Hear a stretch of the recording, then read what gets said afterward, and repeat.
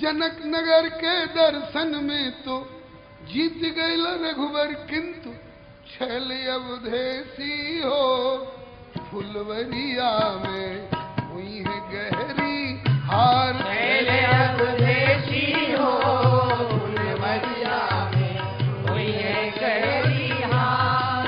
छैल अवधेसी हो फुलवरिया में हुई है गहरी हार।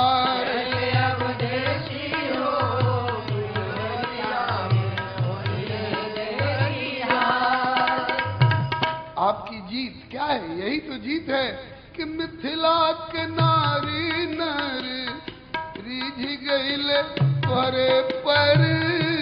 मिथिला के नारी नर रीझ गईले तोहरे पर।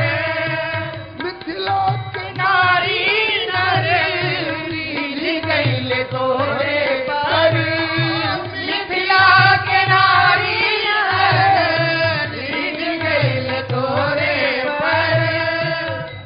आपकी सफलता है। सब आप पर रीझ गए, लेकिन आज सबको आपने प्रभावित कर लिया। इसका कारण भी बताने लगे हाथ।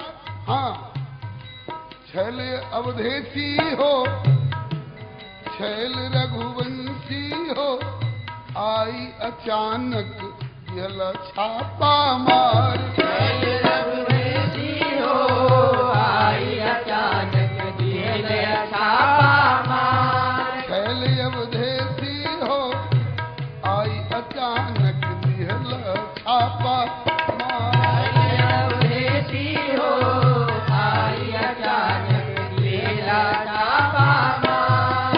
छैल रघुवंशी हो फुलवरिया में हुई है गहरी हार। छैल रघुवंशी हो फुलवरिया में हुई है गहरी हार।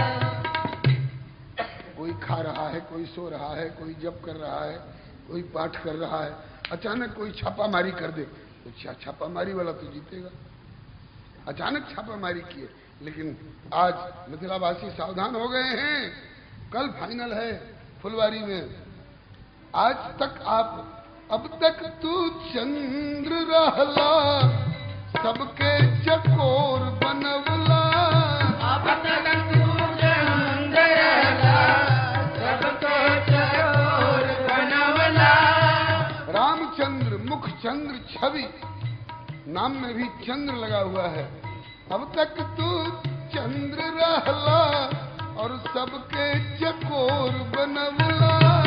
अब तक तू चंद्र रहला सबके चकोर बनवला। छैल रघुवंशी हो कैला अपना कीरत के विस्तार। छैल रघुवंशी हो कैला अपना कीरत के विस्तार। अपनी कीर्ति का विस्तार कर लिया आपने, सबके हृदय सम्राट बन गए। लेकिन कल आप चंद्र नहीं रह जाएंगे। फिर सिय मुख अब चंद्र हुई है और तो के चकोर बनी है। सिय मुख अब चंद्र हुई है तो के चकोर बनी है। सिय मुख अब चंद्र हुई है तो के चकोर बनी है। सिय मुख अब चंद्र हुई है तो के चकोर बनी है।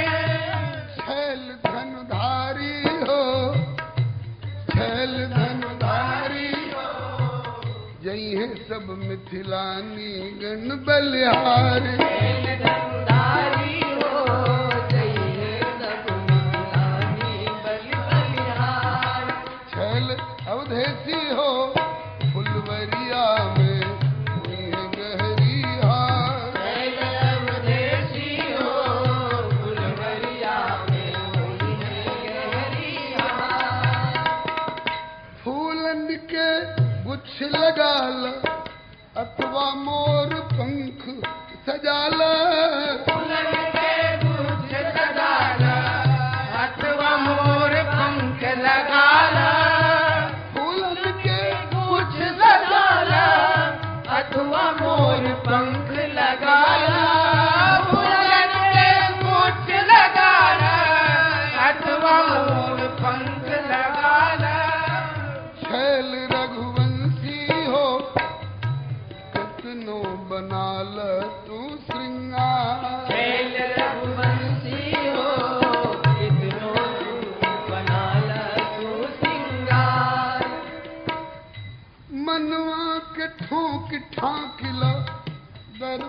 में ताकि झांकिला मनुआ के ठोकी ठाकिला दर्पण में ताकि झाकिला मनुआ के ठोकी ठाकिला दर्पण में ताकि झाकिला मनुआ के ठोकी ठाकिला दर्पण में ताकि झाकिला छैल रघुवंशी हो करिल अपना हिम्मत के बरियार छैल अवदेशी हो कैलाया राहत के बरियार छैल धनुधारी हो करिल अपना साहस के बरियार छैल धनुधारी